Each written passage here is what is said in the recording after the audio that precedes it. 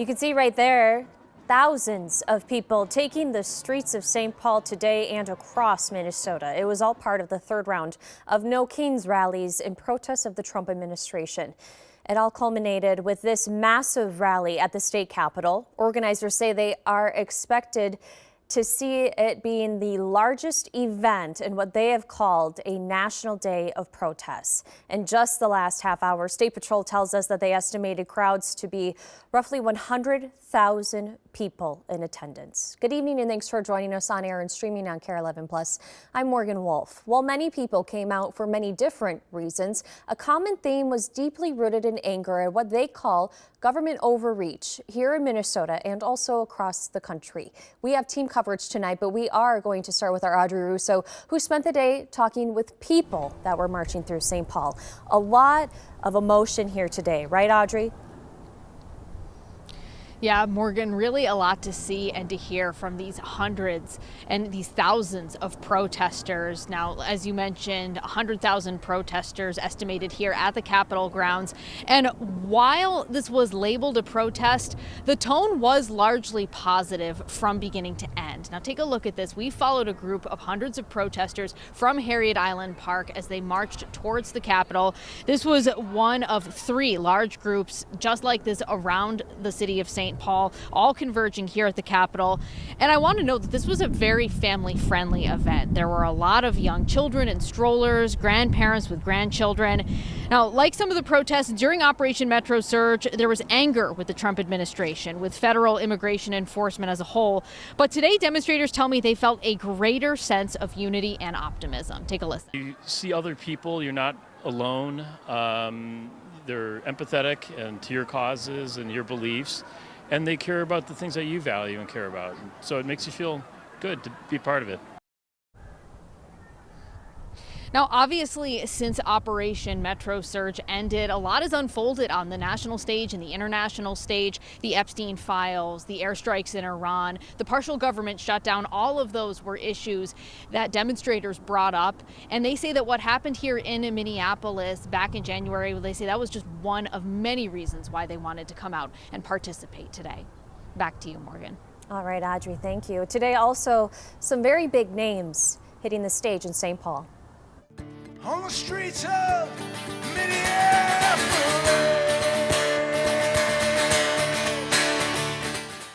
Right there, you can see Bruce Springsteen performed. Jane Fonda was in town and Joan Baez, as well as local leaders like Governor Tim Walz and St. Paul Mayor Cully Herr. Joe McCoy was out there and he is putting together a story for us that will be airing at 6 o'clock. Oh, we do have Joe. Joe, good to see you. Now, tell us some more about what you heard today from these speakers. Yeah, Morgan, well, Bruce Springsteen received the largest roar from the crowd when he performed his song Streets of Minneapolis, which he created during Operation Metro Surge. And the speakers, all with a similar message, they talked about the resilience of Minnesotans and the fight that Minnesotans put up during Operation Metro Surge. Many of the speakers talked about their opposition to the war in Iran and the fact that Trump campaigned on not starting new wars. They also talked about continuing the fight for democracy and freedom, which they believe is under attack by the Trump administration. This coinciding with their message urging people to vote in these upcoming midterm elections. Take a listen to what Senator Bernie Sanders and actor Jane Fonda had to say this afternoon. Historians write about this dangerous moment in American history when they write about courage and sacrifice. The people of Minnesota will deserve a special chapter for themselves. How I know we will win, I have one word to say. When people ask me how I know love is stronger than hate, I say, when people ask me how nonviolence can win, I have one word to say. Thank you, Minnesota. During her speech, Jane Fonda also read a letter from Becca Good, the wife of Renee Good. Morgan. All right, Joe, thank you. Well, Republicans are responding to the rally today, calling it pure political theater. Alex Plekish, the chair of the Minnesota GOP, called the protests a, quote, distraction from a failed DFL record.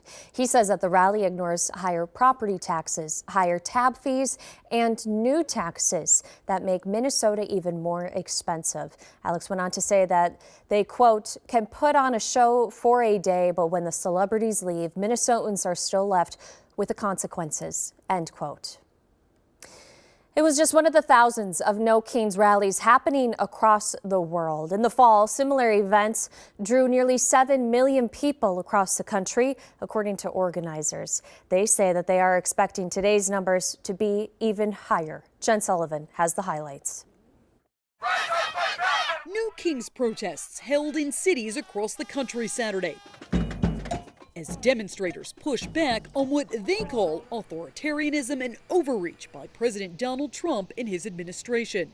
What is happening in America right now is wrong.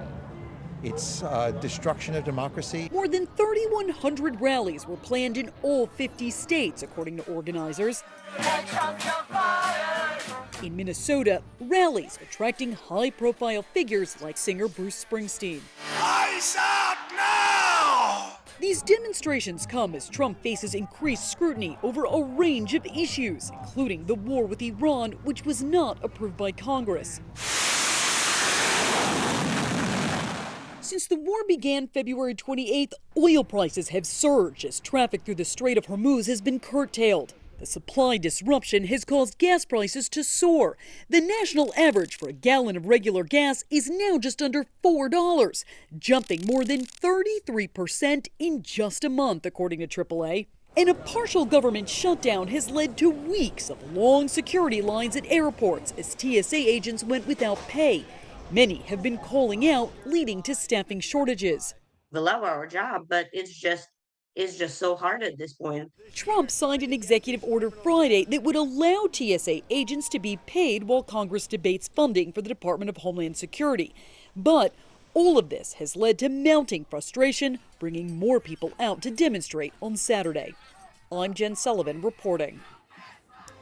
Well, looks can be a little deceiving as the sun is shining on a cloud in the sky, but man, is it chilly out there.